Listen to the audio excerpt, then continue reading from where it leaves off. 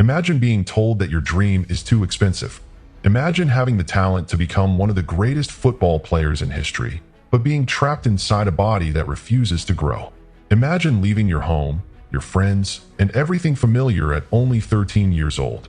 Not because you are guaranteed success, but because it may be your only chance. This is not simply the story of a footballer. This is the story of a quiet boy who faced rejection, physical limitations, painful defeats, and years of criticism, and still refused to walk away from his dream. This is the story of Lionel Messi. Lionel Messi was born in Rosario, Argentina. From the moment he could control a football, people around him noticed something unusual. He was smaller than almost every other child on the pitch. But when the ball reached his feet, his size no longer mattered. He moved differently. He could pass defenders who were stronger, taller, and older than him. The ball seemed to follow him as though it understood exactly where he wanted to go. Messi did not need to be the loudest person on the field. His feet spoke for him. But behind that extraordinary talent, a serious problem was developing. When Messi was still a child, he was diagnosed with a growth hormone deficiency. The treatment was expensive, and his family could not comfortably continue paying for it. Suddenly, the greatest obstacle standing between Messi and his dream was not another player.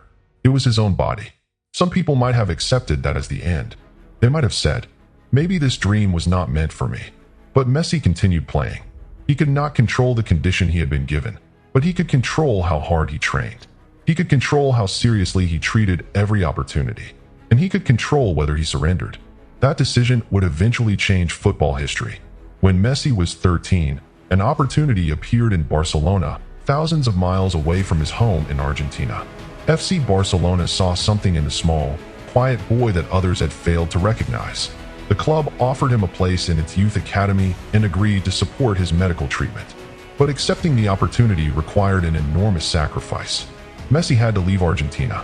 He had to leave the streets where he had learned to play, the friends he had grown up with, and the family life that made him feel safe.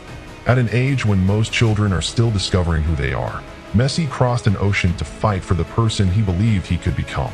There were lonely days. There were cultural differences. There were moments when he missed home and wondered whether the sacrifice would be worth it. But every time Messi stepped onto the pitch, he remembered why he had come. He had not traveled that far to quit when life became uncomfortable. He had traveled there because a dream sometimes demands that you leave comfort behind.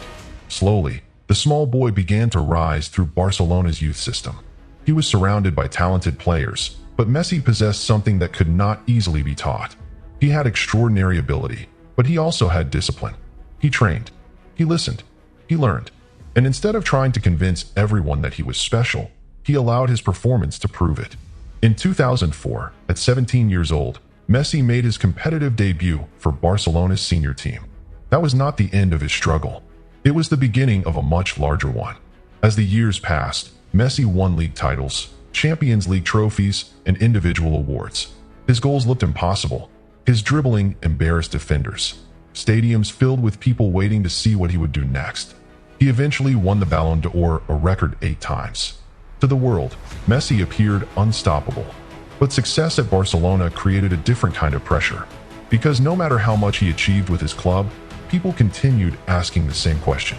Can he do it for Argentina? Messi carried the expectations of an entire nation. Every defeat became personal. In the 2014 World Cup, Argentina reached the final, but lost to Germany. Messi walked past the World Cup trophy without being able to lift it. That image followed him for years. Then came more painful defeats in international finals. People criticized him. Some questioned his leadership. Others said he would never achieve what Argentina's greatest legends had achieved.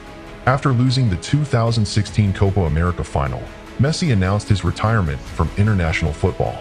For a moment, it seemed that the pressure had finally broken him. But failure has a strange way of revealing what truly matters to us. Messi could have protected himself by staying away. He had already achieved more than most players could imagine. He did not need another trophy to prove that he was talented. But deep inside, the unfinished dream was still alive. So he returned. Not because the criticism had disappeared. Not because success was guaranteed. He returned because sometimes courage is simply choosing to try again after the world has watched you fail. In 2021, after years of disappointment, Messi finally led Argentina to the Copa America title. The weight he had carried for so long began to lift. But one dream remained: the World Cup. In 2022, Messi arrived in Qatar knowing that this might be his final opportunity to win football's greatest prize. Then, in their opening match, Argentina suffered a shocking defeat against Saudi Arabia. Once again, the world began to doubt them. But this time, Messi and his teammates did not collapse. They moved forward one match at a time. Mexico, Poland, Australia, the Netherlands, Croatia. Every victory brought Messi closer to the trophy that had escaped him for nearly 2 decades. Then came the final against France. It was a match filled with pressure, goals, fear, exhaustion, and uncertainty. Argentina took the lead. France came back. Argentina scored again. France answered again. After extra time, the match went to penalties. And when the final penalty was scored, the boy from Rosario became a world champion. Messi lifted the World Cup after playing a tournament in which he was named its best player, becoming the first man to win the World Cup Golden Ball twice. But the most powerful part of that moment was not the trophy. It was everything the trophy represented: the medical injections, the separation from home, the loneliness in Barcelona, the lost finals, the criticism, the retirement, the return, the years of continuing when the ending was still uncertain. Lionel Messi's story teaches us that being gifted does not protect you from suffering. Talent does not remove obstacles. Success does not silence every critic. And even the greatest people in the world sometimes feel defeated. What separates them is not that they never fall. It is that they refuse to let one painful chapter become the ending of their story. You may feel too small for your dream. You may believe you started with fewer advantages than everyone around you. You may have already failed, perhaps more than once. But remember the boy whose body was considered too weak, whose treatment was too expensive, and whose greatest dream seemed to be disappearing. He did not become Lionel Messi in one perfect moment.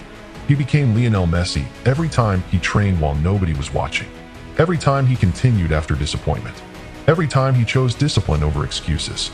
And every time he returned to the dream that had hurt him. Your struggle may not happen inside a football stadium. Your trophy may not be made of gold. But the principle is the same. The dream that seems impossible today may simply require more patience, more sacrifice, and one more attempt. Do not allow your current limitations to decide your final destination. Do not confuse a delay with a defeat. And never let the people who cannot see your potential convince you that it does not exist. Because sometimes, the person the world underestimates becomes the person the world can never forget.